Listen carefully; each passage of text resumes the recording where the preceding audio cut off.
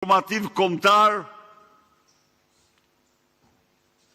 që bashkëndon të gjitha praktikat me Beogradin. Ka mobilizuar mijëra rrugtar, punojës të administratës shtetërore në krijimin e llogarive falso në mediat sociale, në rrjetet sociale, për të demonizuar protestën dhe protestuesit, për t'ja ulur shikueshmërinë e tyre dhe për të ndikuar në algoritmin që sipas tij ja kontrollonte Irani. Algoritmin. Edi Rama po bën gjithçka kundër kësaj proteste e cila në fakt e zhveshi para gjithë botës moralin, fytyrën, karakterin e vërtet të tij.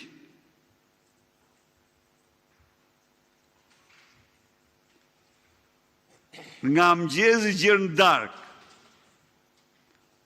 mediat e qeverisë akuzojnë protestën për turizmin dhe për fat të keq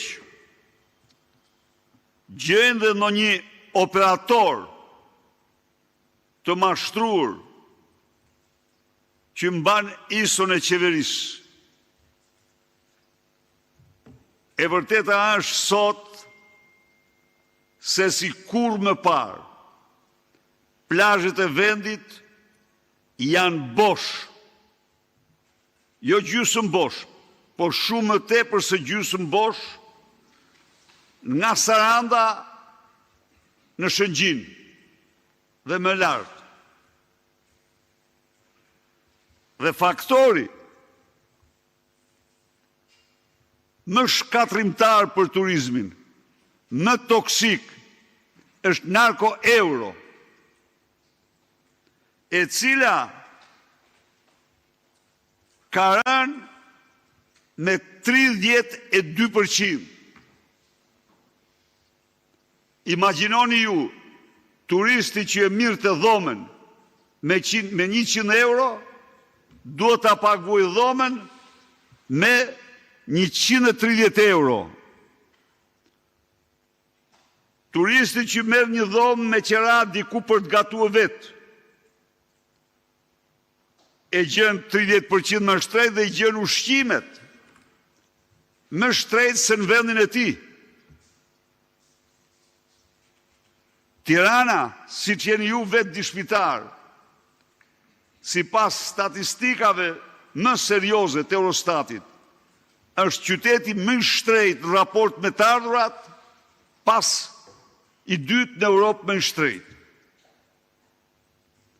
Dhe kërkon, dhe në mënyrën duke dëshmuar pafundësisht një ignorancë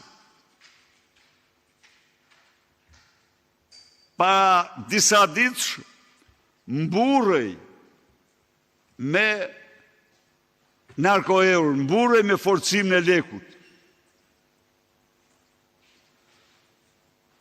Dhe kjo është krenari, sigurisht droga është krenari e tij. Por më lejoni pak për qytetarët të jap të dhanat e monedhave tjera të vendeve anëtare të Bashkimit Evropian që nuk janë në sistemin e euros. Zlotia polake, zhvlerësuar zloti, jo euro, 13%, sepse ka inflacion, normal. Euro është monedha më e fuqishme,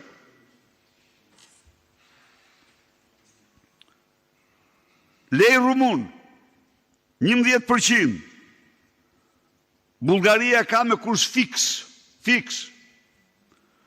Kurse forinta hungareze, 25-27% zhvlerësimi i forintës.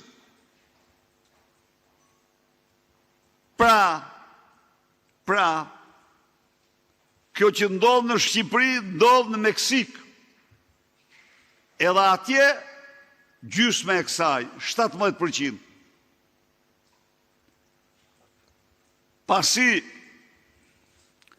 shkatroj masivisht eksportet, dhe ju kujtohet, ju lutëm, ju kujtohet kur deklaronte me cinizëm ekstrem, me papërgjegjësi absolute, se letikin ato industri se janë të botës tretë, në një kohë kur Shqipëria u arritin vendin e 8 në botë për prodhim në këpucëve, dhe shumë prej tyre të cilësive më të larta, arritin prodhime shumë të transishme në modën e lartë, dhe në prodhime të tjera.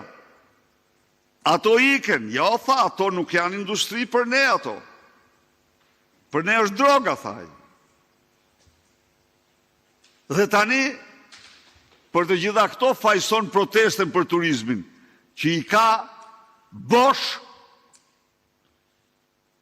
po thuaj, nga Saranda në Shëngjin. Shto këtu, qëndrimin armiqësor të hapur, ndaj shqiptarëve të Kosovës dhe të Maqedonisë Veriut.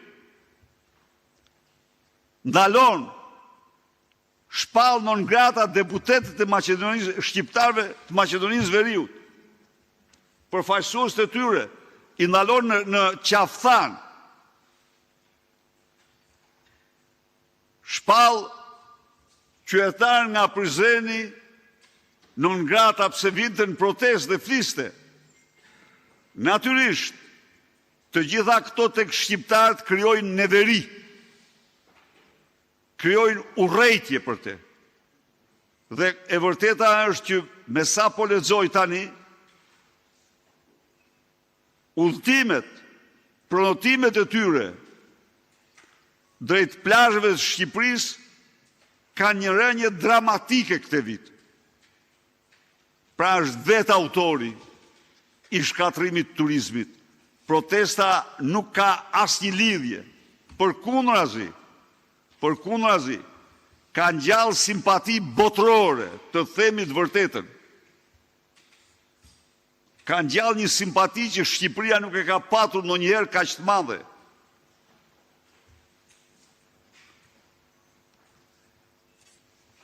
Ndaj dhe në emër të Partisë Demokratike dhe tuaj,